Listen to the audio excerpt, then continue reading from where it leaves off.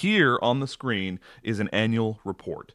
I have these annual reports come across my desk all day, every day. We do one of these for every single property, every single owner, every single year, where we look at the property and say, hey, what was it? What did we invest? What's our return look like? Do we like it? Do we not like it? How are we feeling about it? So let's break this annual report down together, and then I'll just teach some lessons that you can learn through looking at a well constructed annual report.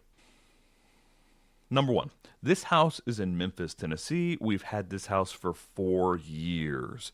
We do these annual reports along the actual anniversary of the property.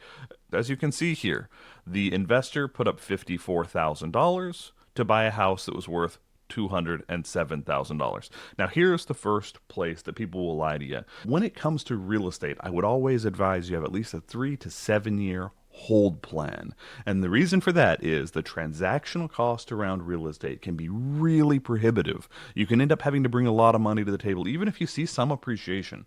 So you're going to do your down payment, but on top of that, you're going to have closing costs on a property like this, probably $6,000 or $7,000. On top of that, if you're working with any turnkey house like Bedrock or like one of the big turnkey houses that helps people kind of done for you style real estate, semi passive, if you're going to work with any of those houses, they're all charging between $5,000 to $8,000. Some of them charge an upfront fee just to work with their team between $10,000 and $30,000 just to look at their pre-vetted product that they've got. No matter what you're doing, there's going to be some fees. There's going to be at least closing costs. There's going to be at least title work. There's going to be at least title insurance. There's going to be at least recording. Most states have some sort of stamps or transactional taxes when it comes to real estate. But when people talk about your investment, they're like, oh, yeah, what was your down payment? Bull freaking crap. There's more than that. There's your down payment, there's your closing costs, there's your acquisition fees. That is primarily the reason that I tell people don't invest in real estate unless you want to hold it for at least 3 years. And the reason for that is you're not just paying 100% for a good piece of real estate, right? You're also paying closing costs, maybe another 6% in closing costs, maybe another 1% in realtor fees or whatever, right? You're probably paying between 105% to 107% just to get the property into your name. That's also the reason that at Bedrock, we don't just have properties sitting in a fund that we're going to sell you. Because truth is, if I just went out there and bought, real estate is a terrible inventory product. All right? Because I would be paying the extra 7% of closing costs. And then when you wanted the property, you would be paying the 7% of closing costs again. Because you would need your own title insurance policy. You would need your own protections in place. You would need your own mortgage. You would need your own recording stamps for the county, the transactional stamps.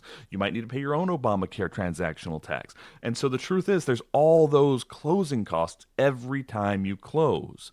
Most pro formas that I see only use down payment, right? The down payment on this property was only about $45,000.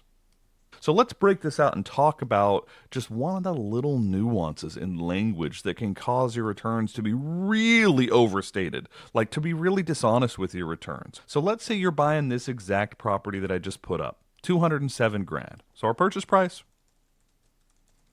207.5. All right. Down payment, $40,000. And then you have your closing costs. That's going to be everything from prorated insurance, prorate HOA, prorate prop taxes, title insurance, local stamp recording fee, right? There's all sorts of crap that kind of gets tacked on. And then you have your closing fee or escrow fee. And then you have your 1031, qualified intermediary fee, right?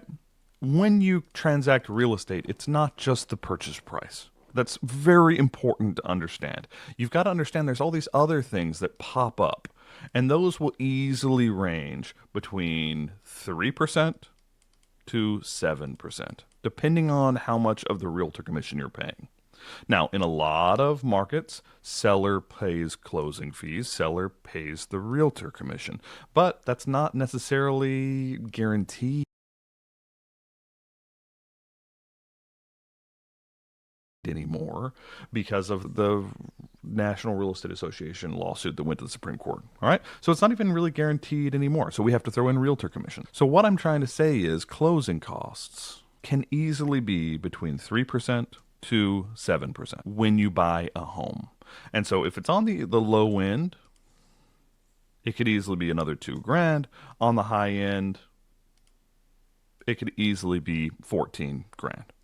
Right? Just trying to help you all understand. There's all of these closing costs and fees that are associated with buying a property. So even though your down payment might be $40,000, there's going to be between $6,000 and $14,000 of fees that you're going to have to pay. And so what I want everyone to understand going into this is even if your down payment's only 40, there's also some other costs that are ancillary. For this reason, it's the reason that you never want to get into real estate and out of real estate in the same year. So when you buy a piece of real estate, you're having to pay the prorated insurance, right? Whatever's left of the year. You're having to pay whatever prorated HOA, whatever's left of the year. You're having to pay your prorated property taxes, whatever's left of the year. You've got to pay your title insurance because you want an insurance policy that you own this thing free and clear and no one's ever going to be able to come back and, haunt you with that. You've got to pay your recording tax, your recording fees, closing fees. You've got to pay qualified intermediary fees, realtor commissions, if you've got them. That's the only one so far on the list that you might not pay because a lot of times seller pay the realtor fees. Yes and no sometimes. And then inspections, clearly you're going to pay those. And so what I'm trying to help people understand is when you buy a piece of property, you're not paying hundreds of dollars for that property. You're probably paying about 103, 104 and a half cent dollars. So when you buy a property, you pay 104% of the value of the property. Let's just say, even though you're buying it for 207, you're probably paying something closer to 215. Now, when you sell a property, a lot of these same fees recur. Just because you bought a property doesn't mean you don't have to pay this anymore. When you sell a property, you got to pay whatever's left on the year for your prorated insurance. You've got to pay whatever's left on your HOA for your prorated. You've got to pay whatever's left on property taxes. You don't pay for necessarily title insurance policy. That's the buyer that buys that. But you might have to pay some transactional fees, like the Obamacare 3.8 transactional tax is still going to be there. You don't have to pay the recording fees on sale. Some, buyer pays those. Closing fees, escrow fees, you've got to pay something for your lawyer to draw this crap up and sign it, or your title company to do that. And then qualified intermediate, that's a buy-side transaction. Realtor commissions, you're usually paying that when you sell. And then inspections, that's usually the buyer. And so it's not the same fees, but a lot of the same fees get transacted when you buy a property and when you sell a property. And it's important to understand that the biggest one of all of those is these realtor commissions, right? You can buy a property for 3 or 4% over the price for all your transactional cost. But when you sell a property, especially if the seller is paying the realtor commissions, that is easily going to be 7.5% of your purchase price or your sales price is going to go out the window in realtor commissions. 3% for buyer typical, 3% for seller typical, 1.5% for the rest of your associated fees. So what I want to help everyone understand is you never want to transact a piece of real estate in the same year unless you've done substantial improvements. Like if you're flipping, that's a different thing. But if you're just buying property to build wealth, you need to plan on even the most limited purchase to be a 5 to 7 year hold. And the reason for that is this. Let's say that on the front end you end up with a 4% fee, 4% closing cost. And then when you sell, you end up with a 7.5% closing cost. And let's just assume you had to do it in the same year, and because you had to do it in the same year, you bought and you sold off that same price. You bought and sold off that same price. And so really you were saying, okay. You were saying the fees. So that means when you buy this $207,000 house, you're paying, let's say, 4% in fees, which works out to like $8,300. So you actually pay about $215 grand for the house. That's with any real estate. Any transaction in real estate is going to have fees like this. Now, I'm not being exhaustive. I'm not trying to take forever, and I'm not, a closing expert. I'm not looking at a HUD right now. These are just off the top of my head. So you're going to end up paying about $215 for the house. Anyone who's ever bought a piece of real estate knows that. When you sell that same house, even if you sold it for that same exact price, right? You then have to pay closing fees again. Now they're different, but they're higher on the seller side of the transaction typically. So you're probably talking another $15,000 when you sell a house. And so what that means is you can buy a house and sell a house in the same year, but your break even at that point would need to be selling that house for $231,000 even though you bought it for 207, right? So just because of the transactional fee nature of real estate and all the pieces that go into making sure that you own the property outright and that you have an insurance policy and all the lawyers that it takes to draw it up and the back and forth with the realtors, real estate is a terrible in and out asset short term. Even if you're buying into a REIT, they're always going to say 5 to 7 year buy and hold, right? Even if you're buying into a syndication, they're going to say 5 to 7 year buy and hold.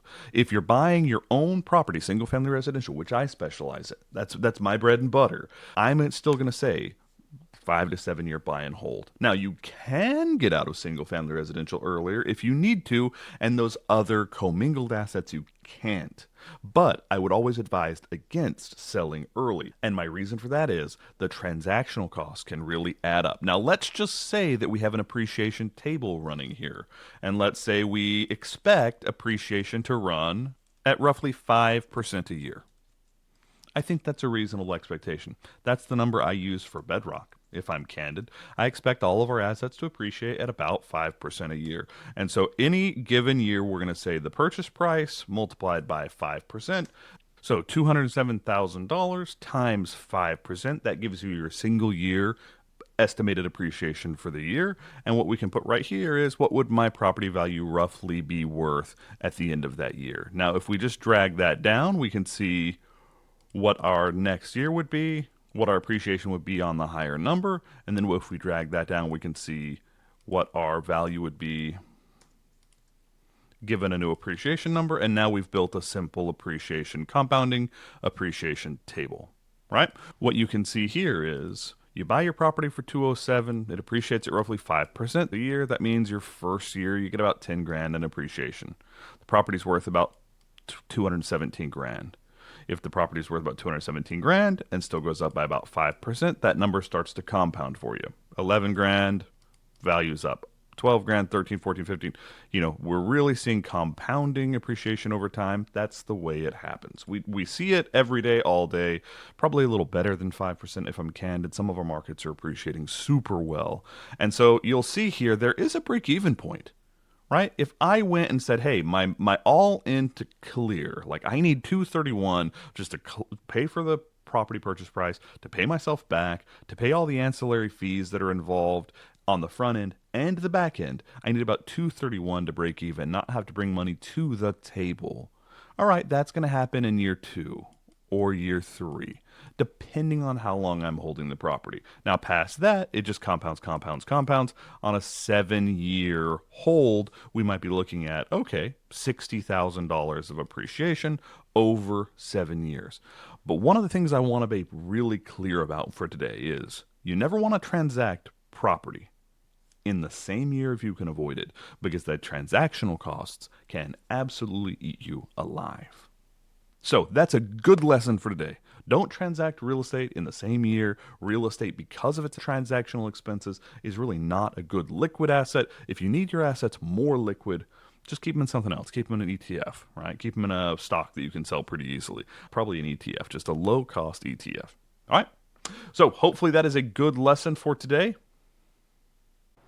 All right, now that I have watched that and edited that down and taken a big piece of it and made a completely different video of it, if you liked that, kind of the economic breakdown of real estate and investment, the video that's up on the channel that I think you'll enjoy the most right now is Don't Buy Real Estate Here.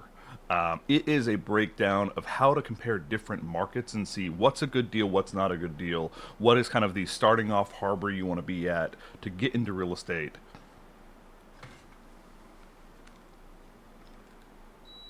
I realize that my AC's making noise.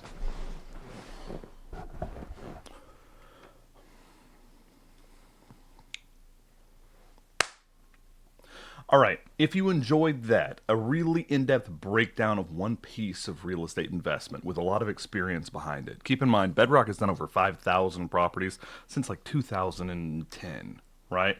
So, with that being the case, if you like that breakdown of try to understand the ins and outs of real estate in an honest conversation, I think the video you'll like the most from here is don't buy real estate here. It's like the number one key to real estate investing.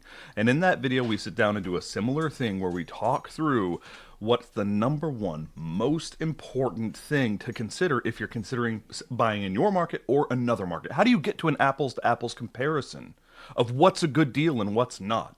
That video, we sit down and we just keep talking through and giving you different examples, North Carolina examples, Tennessee examples, California examples.